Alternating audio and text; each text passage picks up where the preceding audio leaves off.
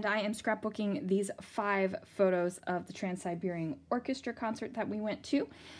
And fun things here. Today I am using my Kill a Kit with Style July kit, which is Christmas and July. And I'm also stretching the sketch. So here is the sketch. It is a 12 by 12. What I'm going to do is stretch it to a 12 by 12 and a 6 by 12 divided page protector. Be sure to check out the links of everyone below that is either participating in Stretch the Sketch or the Kill a Kit series. Let's see what I can do. What I decided to do was treat my 6 by 12 photo pocket as an extension of the 12 by 12 canvas. So what I've done is taken some scrap paper in the same size or the same design and just put it in the photo pockets.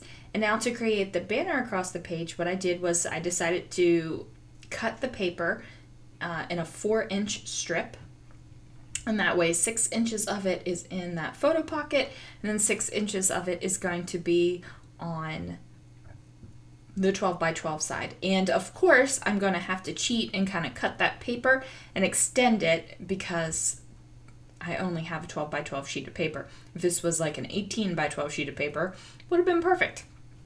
I just decided to go ahead and add a little bit of ink to my edges. And I normally do use Distress ink, but this time I decided to use some Gina K ink because I thought that the green was a really good match. And it was.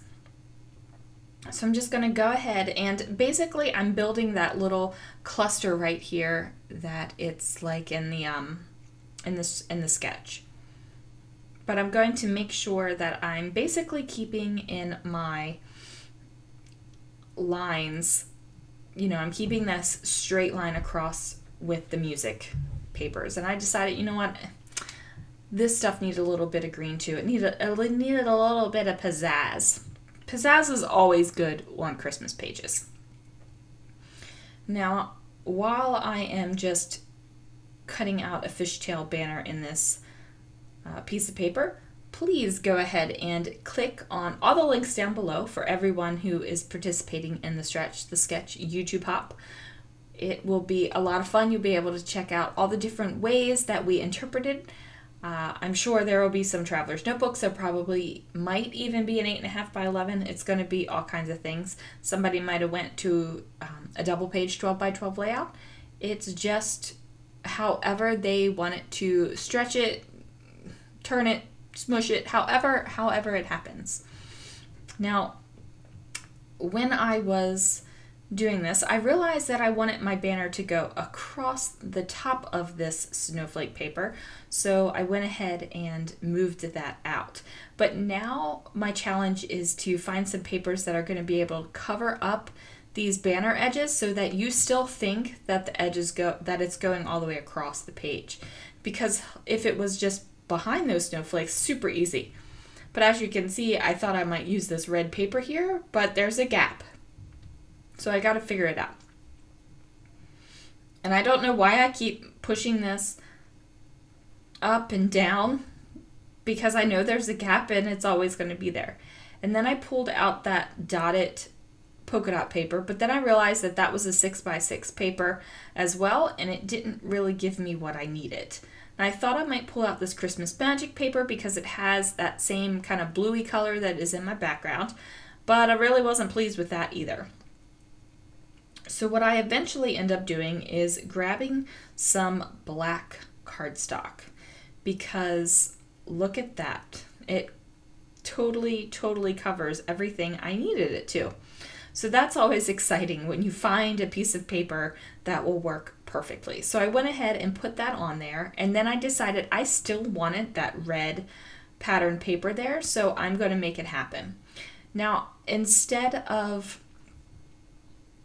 creating a layer on top of the black paper, I decided that it needed to be a layer behind the green snowflakes. Don't know why I did that. Can't even begin to tell you the thought process other than that's where I ended up putting it.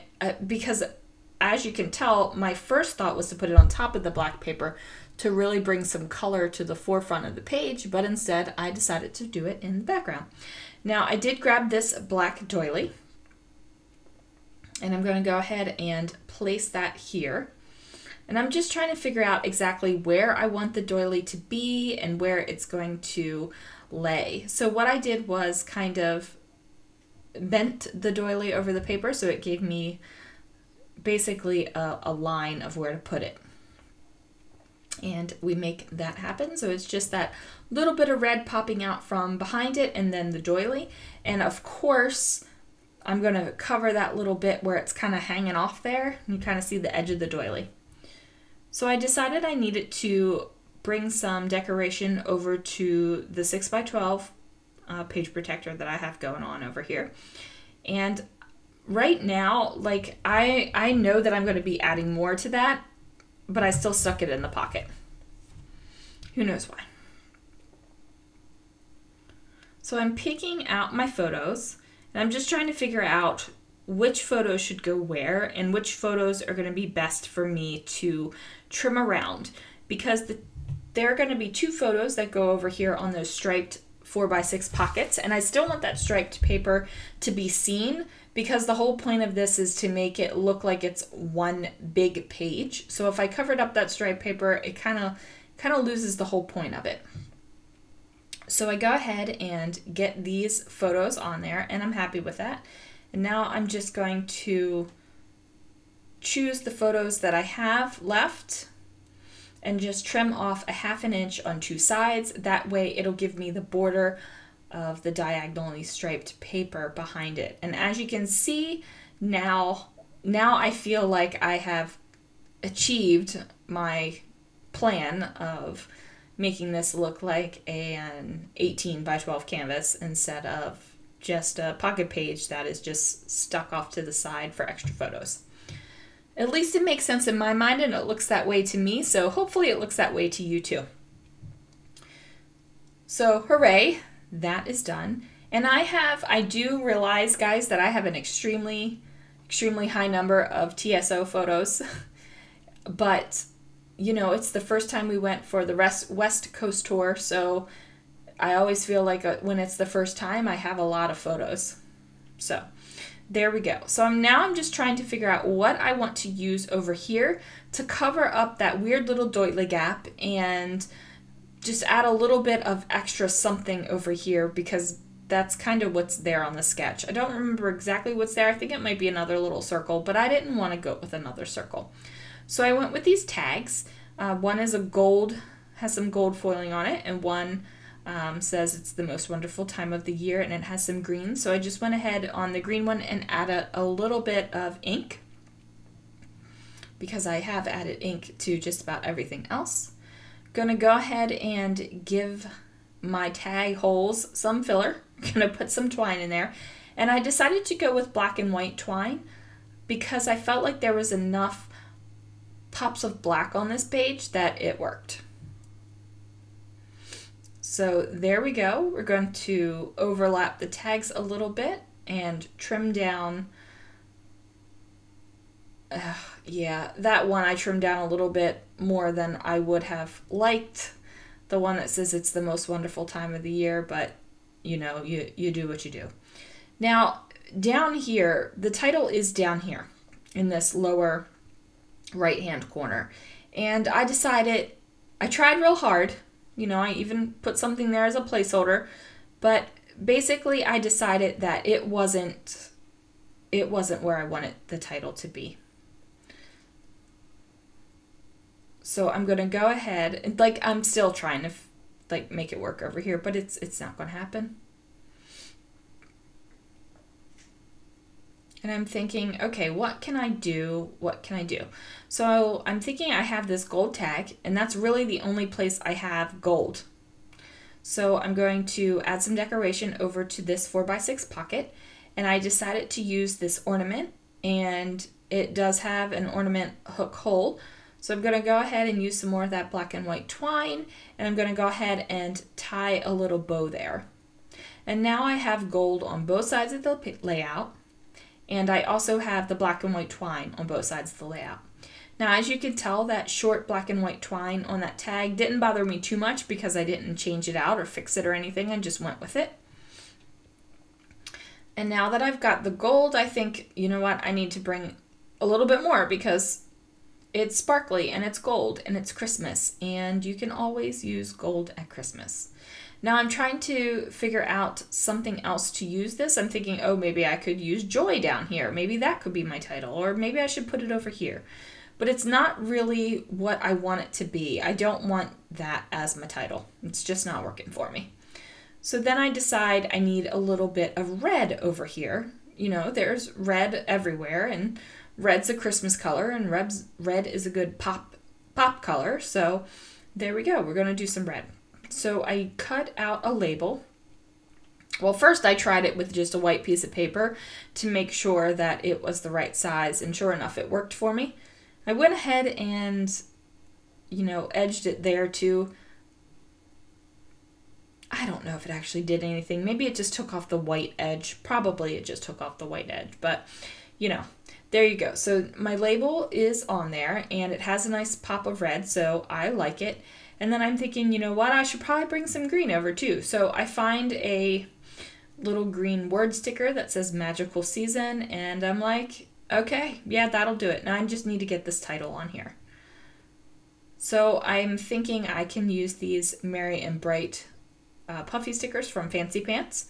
And it says, there are two words. One says holiday, one says carols. And I thought I was actually going to use holiday carols as my title. I turned out not to do that. I ended up using Christmas carols as my title, even though I'm trying it out. Like I'm trying to make it happen. And like, I even tried to put it down there in the corner, even though I really don't want it down there in the corner anymore. So nope, that's not going to work. So I go ahead and decide to put my title right here on top of the banner. And I felt like it was super appropriate because there are Christmas carols printed on that paper, and now I have carols. There we go. So now I'm just pulling out some of these star puffy stickers on that same sheet and just putting them around the page just to give it a little bit of extra something. And they're just tiny little stars, so it is just a tiny little bit of an extra something, but I really think it makes a difference. Sometimes the difference on your scrapbook pages are the really tiny little bits that you wouldn't even think. So if you're a person that uses enamel dots or sequins or Nouveau drops or anything like that as a final little bit on your page, stop a minute, look at your page, take a photo of it, then do your last little bits, take a photo again and compare them. And you might already know this, but sometimes it's shocking how different those tiny little extras that you use as your finishing touches change your page. It's amazing. So I went ahead and cut out Christmas off of one of those Tim Holtz rub-ons, and it says Christmas carols. But if you look at this and you only see Christmas, or you only see carols as the title, I'm cool with that. If you don't know that the title is Christmas carols, it's not a big deal. Okay, so I'm putting a little bit of Heidi Swapp Gold Color Shine on the layout just to give it a little bit more of that gold sparkle because it is Christmas. All right, guys, thanks so much for watching, and there it is. Be sure to check out everyone else who stretched the sketch this month.